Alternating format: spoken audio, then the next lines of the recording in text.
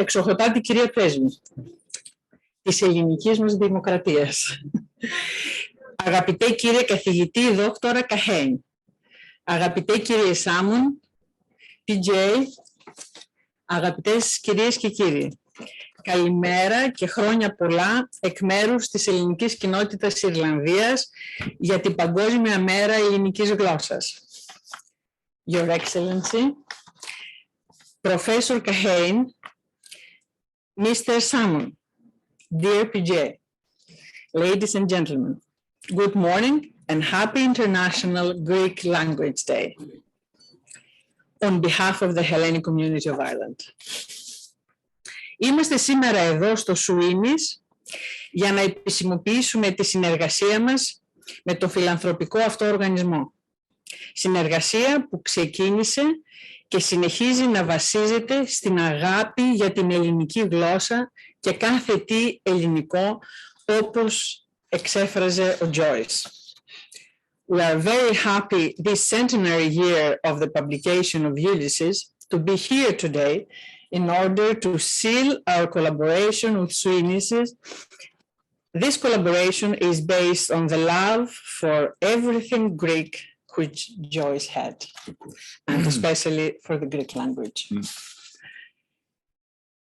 Η σημερινή εκδήλωση θα αρχίσει με τον χαιρετισμό από τον διευθυντή και ιδρυτή του Swenies, κύριο P.J. Murphy, τον οποίο και ευχαριστούμε ιδιαίτερα για την ανοιχτή αγκαλιά που πάντα μας προσφέρει. Ο P.J. είναι και ο πρώτος μαθητής του ελληνικού σχολείου που χρησιμοποιεί την πιλωτική μέθοδο τα ελληνικά του Joyce και μαθαίνει ελληνικά κάθε εβδομάδα με την δασκάλα μας, την Ελένη. Today's event will start with PJ's introduction. PJ is the founder and director and main volunteer in Swenies. And he is also our first student in this pilot project of learning Greek using James Joyce's notes, Greek notes. Η εξοχοτάτη κυρία Πρέσβη, κυρία Σιμοπούλου, θα διαβάσει αποσπάσματα από την ελληνική μετάφραση του Ανεβλαβή και ο κύριος Πάντη Σάμον θα διαβάζει τα αντίστοιχα αποσπάσματα από το πρωτότυπο. Her Excellency, the Greek Ambassador to Ireland, Ms. Simopoulou, will read passages from the Greek translation of Ulysses by Anevlavis, and Mr. Salmon will read in English the equivalent text, the corresponding text, from James Joyce's Ulysses. Ο καθηγητής του Trinity College, δόκτωρας Αχούδια Καχέν, Regius Professor of Greek and A.G. Leventis Professor of Greek Culture, θα διαβάσει από την Οδύσσεια του Ομήρου στο πρωτότυπο από το επεισόδιο Λοτοφάγη, επειδή στο αντίστοιχο επεισόδιο ο Mr. Bloom επισκέφτεται το Swenies για να αγοράσει άρωμα για τη γυναίκα του και σαπούνι, το Lemon Soap. Dr. Ahuvia Kahen, Regius Professor of Greek and A.G. Leventis Professor of Greek Culture, will read from Homer's Odyssey in the original. Professor Kahen will read from the episode Lotus Eaters because in that episode, in James Joyce's Ulysses, Mr. Bloom comes into Swenies.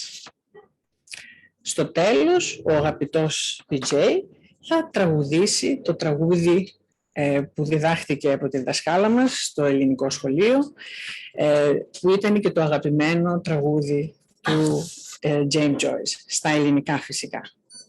In the end, our beloved P.J. Murphy will read James Joyce's favorite Greek song in Greek.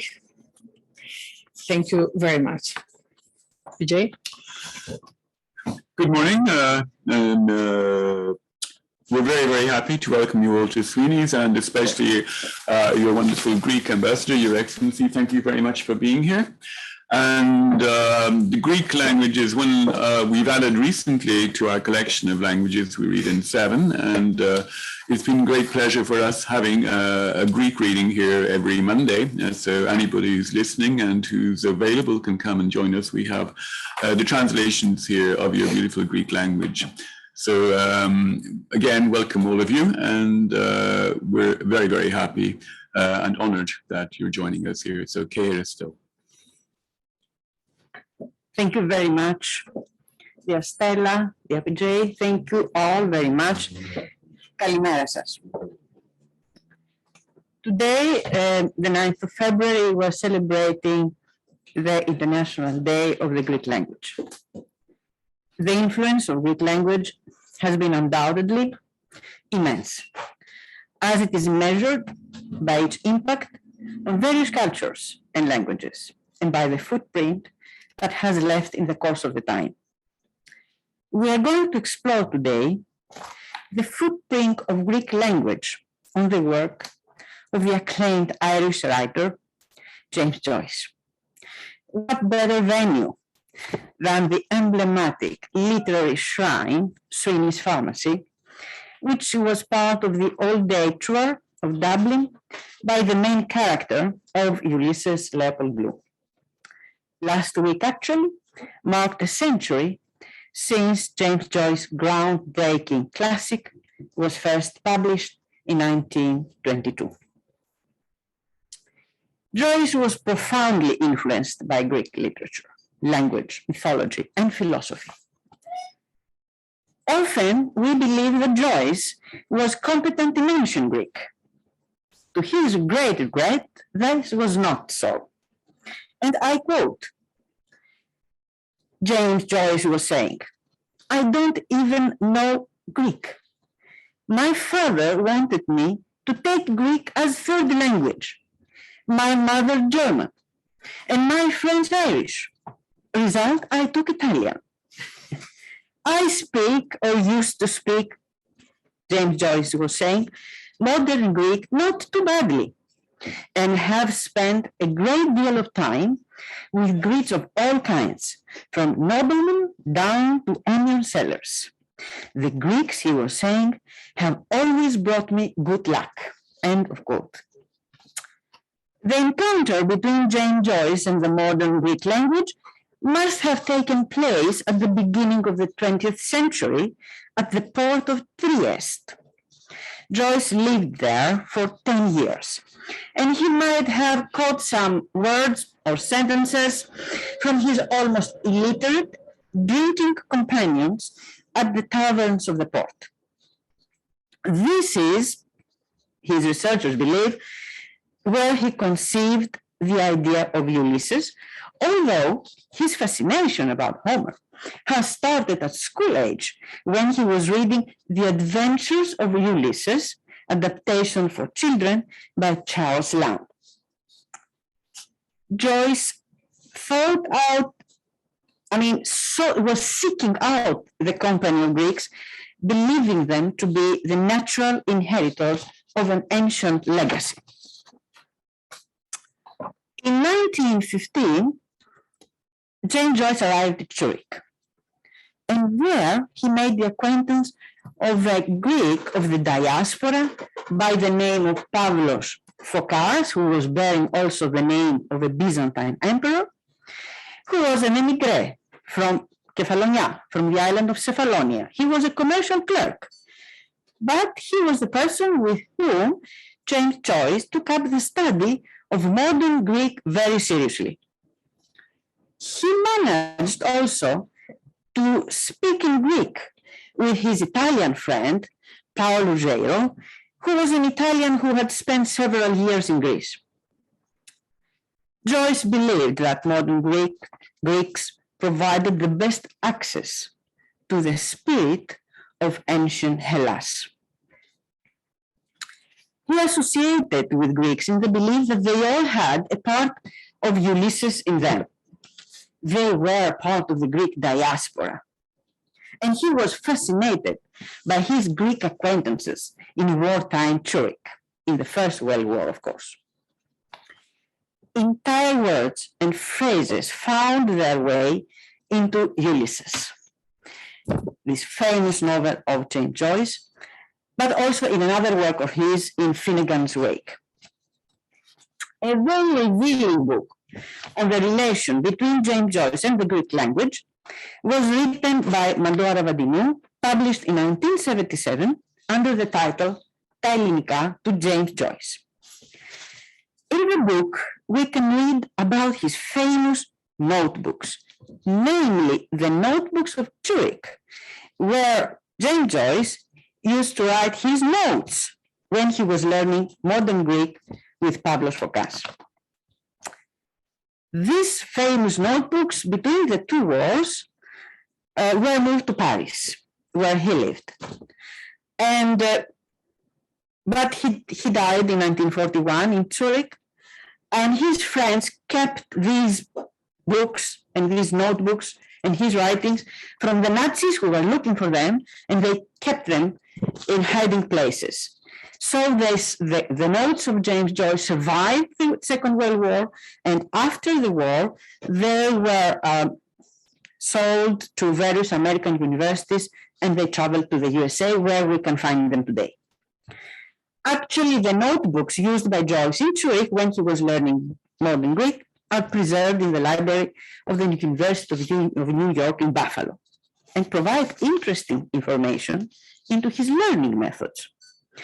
These show the remarkable progress he was making from his awkward lettering of the alphabet to elaborate vocabulary lists and passages written in stylish flowing script. Of course, he was writing in these notebooks his vocabulary and grammatical exercises, but also various other things, materials, which also reveal something of Joyce's character and interests. To mention a few of those, he had written Children's Lullaby. He had written the first verse of the Greek national anthem. He had written sample letters in commercial Greek, a Greek song of independence. Also, a newspaper article on military maneuvers in Greece in 1917. Well, today we're going to focus on the Hellenic influences, particularly in Ulysses. Homer was Joyce's favorite storyteller, and he provided the motif, the model, and the structure for Ulysses, in which Leopold Bloom, as the New Age Odysseus, reenacts his epic journey throughout the modern city, the then modern city of Dublin. The story of Ulysses is very simple, although it's one of his most complex books. It is the account of a single day in the life of an ordinary citizen as he goes about his business in the city. The Greek connotations of Ulysses are evident from the first scene. I'm going to read passages from a very good translation by Eleftherios Anevlavis, and I believe my dear friend Paddy is going to read in English. So we can start from the beginning of the book, and one of the main characters, Stephen Daedalus. Stephen Daedalus, a conscious claim by the author to his ancient Hellenic legacy. And I have picked up this passage, this particular passage. Πήδηξε κάτω από την κουπαστή και κοίταξε σοβαρά τον παρατηρητή του, μαζεύοντας γύρω στα πόδια τις χαλαρές πτυχές της ρόμπας του. Το τροφαντό σκοτεινιασμένο πρόσωπο και το κοινικό οβάλ πηγούνι του έφερναν στο νου έναν ιεράρχη, πάτρονα των τεχνών του Μεσαίωνα. Ένα ευχάριστο χαμόγελο έσκασε ήσυχα πάνω στα χείλη του. «Είναι για γέλια», είπε ζωηρά. «Το παράξενο όνομά σου, αρχαίο ελληνικό». Η ζωντανή χαρούμενη φωνή του Μπακ Μάλιγκαν συνέχισε. «Και το δικό μου όνομα είναι παράξενο. Μάλαχη Μάλιγκαν, βιομετρική δάκτυλη, μα έχει και ένα ελληνικό κουδούνισμα. Δεν νομίζεις? Χοροπηδικτό και λιώνει στο ζωάκι. Πρέπει να πάμε στην Αθήνα. Θα έρθεις αν καταφέρω τη θεία μου να μου στάξει καμιά 20 τάλιρα». I think Paddy is... Thank you, Ambassador. Thank you, Paddy. He skipped off the gun rest and looked gravely at his watcher, gathering about his legs the loose folds of his gown. The plump, shadowed face and sullen oval jowl recalled a prelate, patron of arts in the Middle Ages. A pleasant smile broke quietly over his lips. The mockery of it, he said gaily. Your absurd name, an ancient Greek. Buck Mulligan's gay voice went on. My name is absurd too, Malachy Mulligan. 2 dactyls. But it has a Hellenic ring, hasn't it? Dripping and sunny, like the Buck himself. We must go to Athens. Will you come if I can get the aunt to fork out 20 quid? The Greek connotations of Ulysses also go on throughout the book. The Greek theme is sustained in his admiration of the sea. And I read. Επίλοπα πόντων. Αχ, βέβαια, λέει οι Έλληνες, πρέπει να σε μάθω, πρέπει να τους διαβάσεις το πρωτότυπο. Θάλατα, θάλατα. Αυτή είναι η τρανή γλυκιά μας μάνα. Έλα και κοίτα. Ο Στέφανος σηκώθηκε και προσπέρασε το στιθαίο. Σκύβοντας πάνω του, κοίταξε κάτω το νερό και το ταχυδρομικό πλοιάριο που άφηνε το κολπόστομα του Kingstown. «Η τρανή μας μάνα», είπε ο Μπακ Μάλιγκαν. Γύρισε απότομα τα γαλαζοπράσινα ερευνητικά του μάτια από τη θάλασσα στο πρόσωπο του Στέφανου.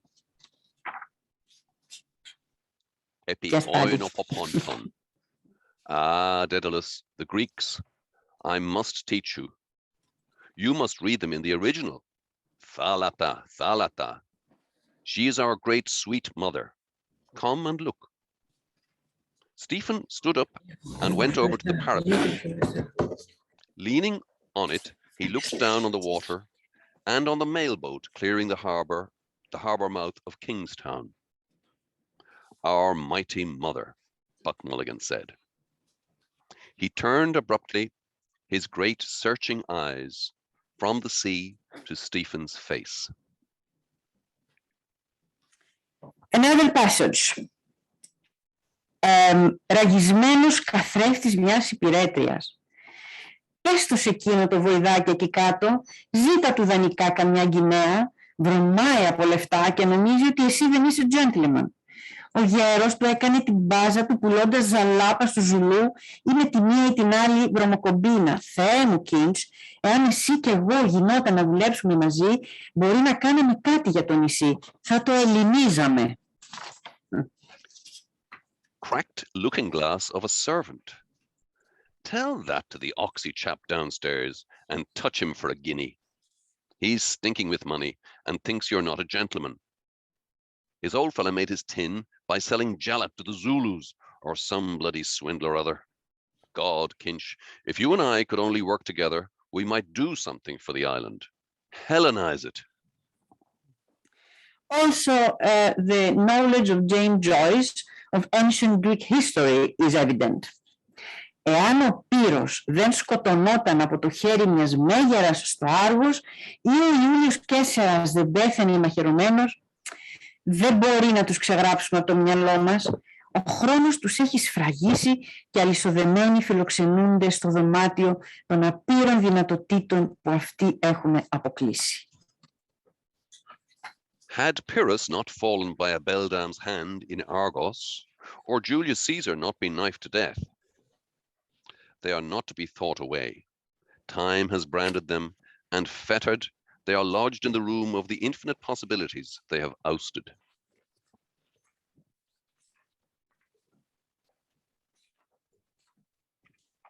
This admiration of the Greek language is also evident from the speech of Professor McHugh, who in rhetorical flight contracts the Irish and the Greeks.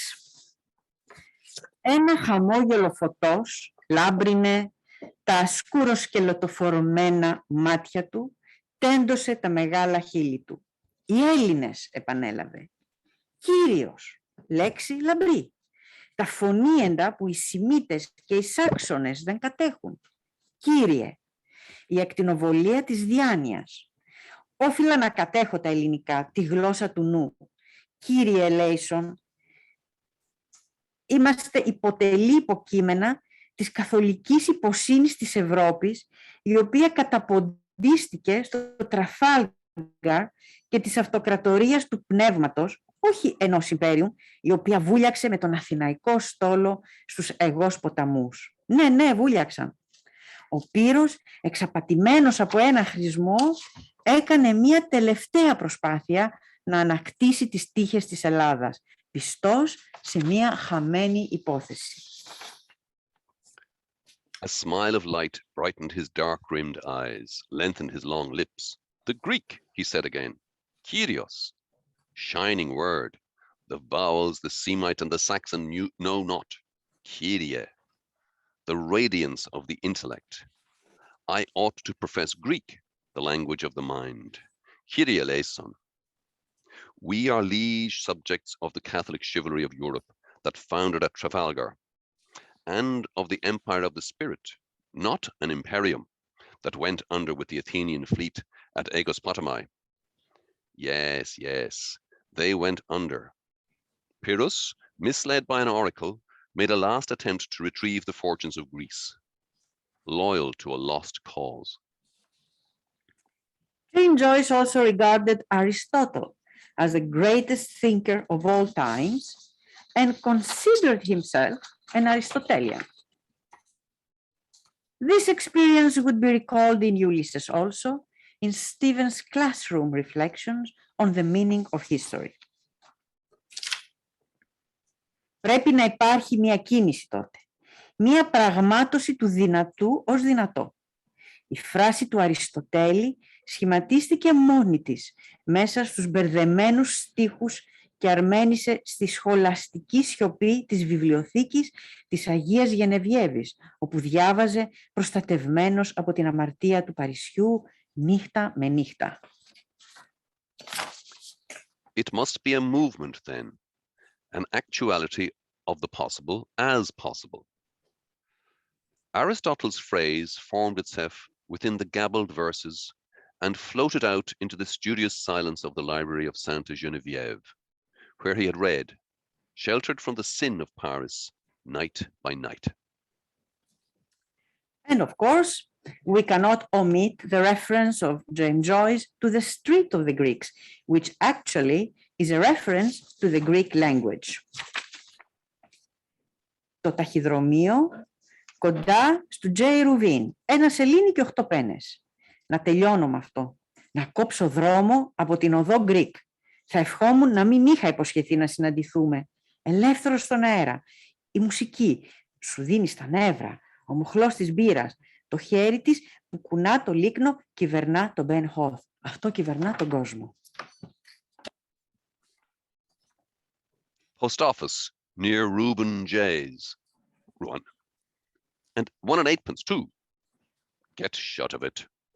Dodge round by Greek Street. Wish I hadn't promised to meet.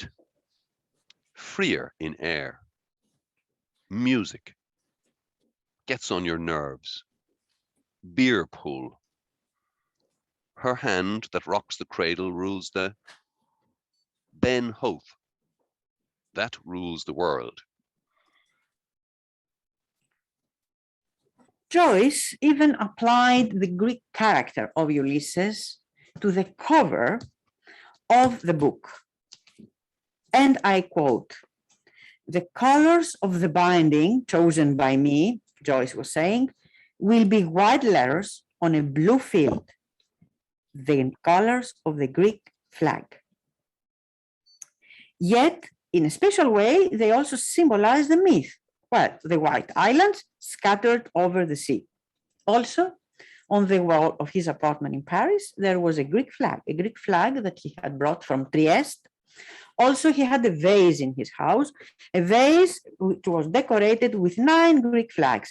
Each flag was the publication, a new publication of his book Ulysses. Every new publication was depicted on that vase as a decoration.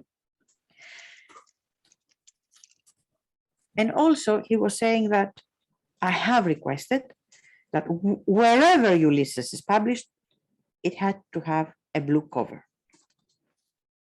To the end of his life, James Joyce retained an interest in Greek affairs. Describing the celebration of his birthday, he was saying, and I quote, "The evening was sure to close with a rendering of the Greek national anthem, Here, here, eleftheria." Also, shortly before his death in 1941, strolling through Zurich, he bought 3 books of Greek mythology for his grandson, Stephen, and a very final and a very emblematic detail. Of the 2 books on his desk when he died, one was a Greek lexicon. I thank you very much for your attention. I hope I have given you an insight in the connection between James Joyce and the Greek language. I would like to thank Ms. Xenopoulou, the RPJ, Thank you so much. for their contribution to this event and for the valuable material they have supplied me with, and also my dear friend Paddy Salmons for his material that he had supplied me with, and they were really valuable for this speech. And of course, I will thank Professor Kahane for accepting our invitation to participate in this event, which is a very important event for the Greek language all over the world. Thank you very much. Ευχαριστώ πάρα πολύ. Thank you very, very much, Ambassador. It was a pleasure to assist you there. And just before handing over to Dr. Kahane in Trinity College, I'd just like to say from my own personal background how delightful it is to hear from another Regius Professor of Greek who is lecturing on the Odyssey. When I started studying classics in Trinity in 1973, my professor was William Beadle Stanford, and I have his book here, which Dr. Kahane also has a copy of, very well thumbed. So I'm going to hand over to you, Professor Kahane. First of all, thank you very much to Your Excellency, the Ambassador, for the invitation. I'm greatly honored by this, and thank you to Patrick and to everyone in Sweny's pharmacy. It's really delightful to be here and to be taking part in this wonderful event. I'm just going to read very quickly, even though the whole scene, which of course is not labeled in Ulysses as the Lotus Eaters, this is how Joyce describes it, and it's a fairly lengthy scene where in Homer's Odyssey, it's only a few lines. So with your permission, I'll read those few original lines, maybe interjecting some comments, and just so that everybody can read it, both in Greek and in a translation. What I'll do is I'll share my screen, if I may be allowed to be co-host. I can read it without it. Oh, there we go. And we will then, let me share my screen. There we go. Can everybody see that? Oh, and we'll go to the 9th book and to line 82, where indeed this text appears. And here we go. It's only a few lines, and you can follow it either in the Greek or in transliterated Latin characters, or in the translation. I'll very briefly read. And with apologies to you, Madam Ambassador, I'll read in the Erasmic pronunciation rather than the modern Greek translation. Entendene mar peromen olo ois anemoisin, ponton ep ictuo enta, atar decate epibemen Gaia's lotophagon. We reached the land, the Gaia of the lotophagoi, the eaters of the lotus. Hoid antinon anthos, hod antinon eida reducin. They eat this flowery food. Enthadet epe rube men, teapusamen hudor, we drew water. My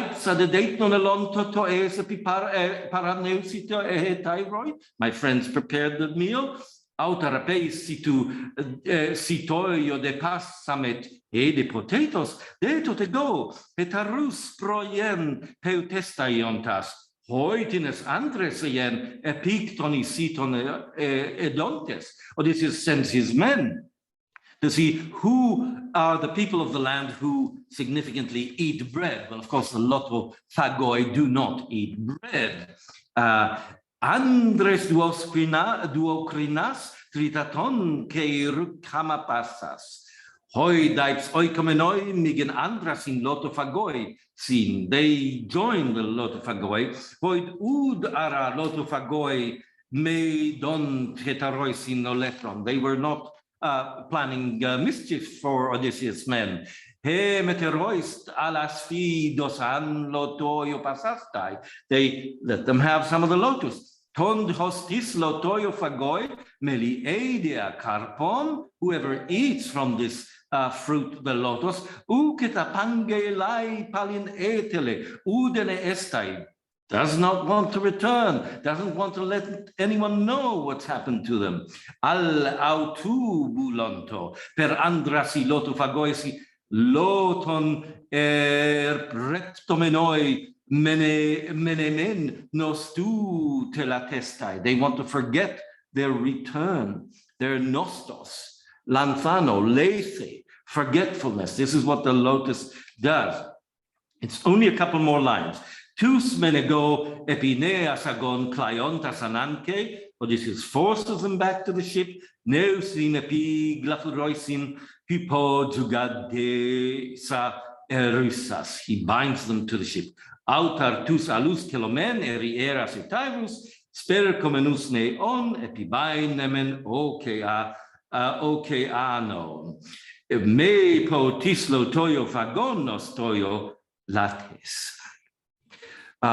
He brings them back so that they don't forget the return, the nostos. Now, of course, just maybe one curious word, you know that Joyce took his etymologies from Victor Berard, who thought that lotus was associated with the Hebrew lot, which means forgetfulness in the Old Testament.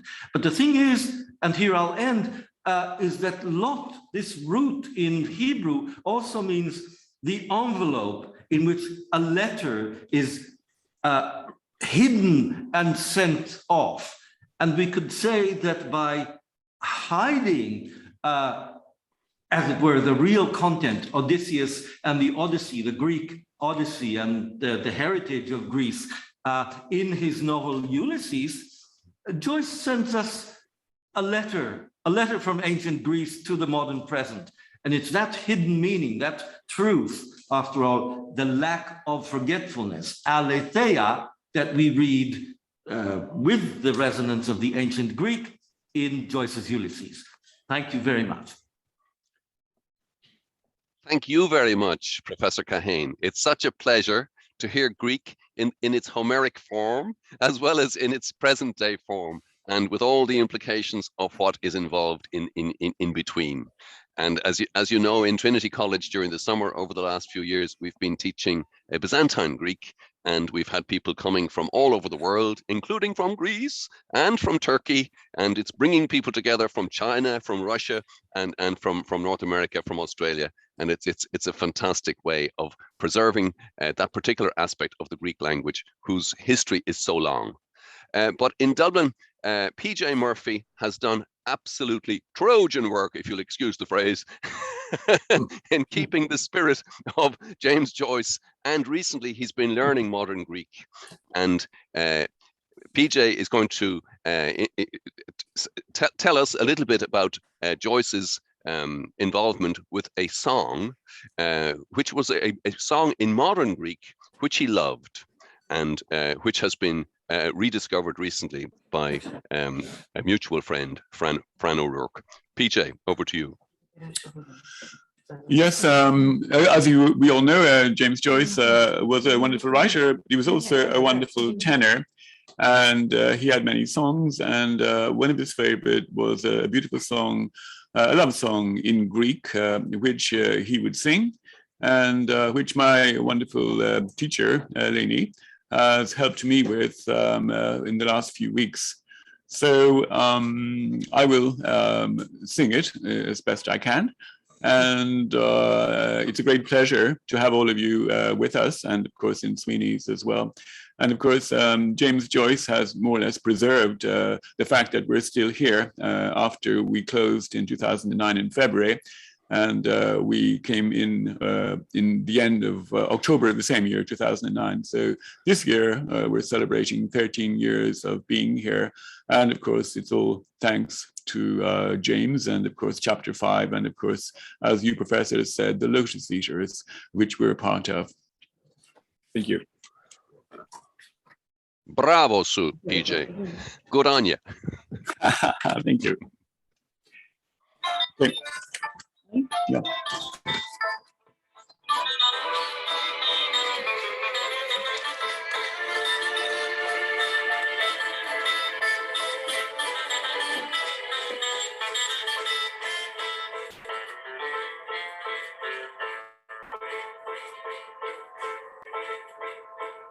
Φύγαμε στην ακροταλασσιά,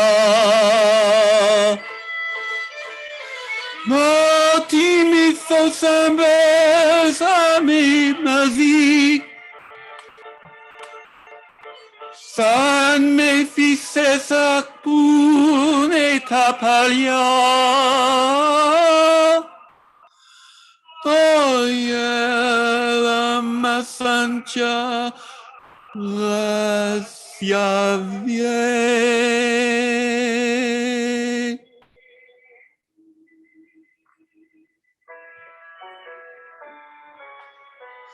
Τώρα αγαπώ μιαν άλλη μια θαντή,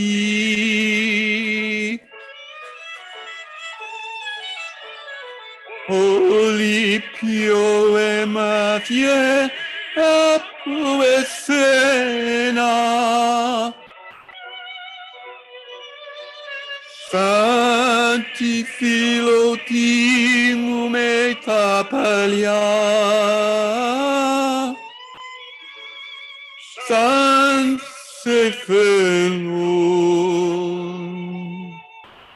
θυμήσου τα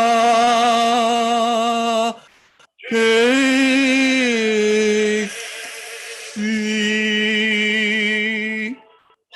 It was really difficult. Well done. Ευχαριστούμε πάρα πολύ, PJ. Thank you very much, PJ. He is a beginner, so please don't be very strict with us, with him. He's only doing Greek classes a few months, so να ευχαριστήσω, να τελειώσουμε, να ευχαριστήσω καταρχήν τους εθελοντές μας, κύριο Ξενοφόντα Χατζηδημητρίου και Θοδωρή Γιούτο. Ο Θοδωρής, όπως ξέρετε, έχει νεογέννητο, αλλά χθες μετά τη δουλειά ήρθε εδώ το βράδυ για να στήσει όλο τον τεχνικό εξοπλισμό. Μείναμε μέχρι 11 η ώρα για να είμαστε σήμερα έτοιμοι. Η ελληνική κοινότητα Ιρλανδίας, όπως και το Σουίνις, στηρίζεται καθαρά σε εθελοντές. Οπότε ευχαριστούμε πάρα πολύ που μας τιμάτε. I would like to thank very much our volunteers, Xenofon Hadzidimitriou and Thodoris Youtos. I just want to mention that Thodoris, having a newborn at home, he came last night and he stayed up to 11 o'clock to set up all the technical equipment here so we can run this event today. So the Hellenic community of Ireland is doing all its work with volunteers, exactly as Sweeney's pharmacy. So we are honored that you recognize all this work that we're doing and you honor us with your presence. Thank you very much, Your Excellency, again. Happy International Greek Language Day. Thank you very much, Professor.